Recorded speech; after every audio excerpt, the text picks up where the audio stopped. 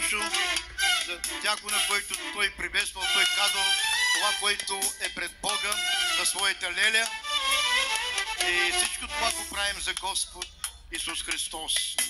Халелуя. Има една сестра специална, може би пред очите на Господа. Вие сте чули сестра Веска много пъти, но нека да позволим от любовта на Бога да пее една песен, сестра Веска. Тя няма да стане от място, ще пее сестрата, ще даде микрофона, защо желае да хвали Бога с тази песен и да благослава сестра Минка с тази песен. Нека Бог да й благослови. Тя ще каже каква е песента и нашите синтезатори ще свирят. Заповядай, сестра.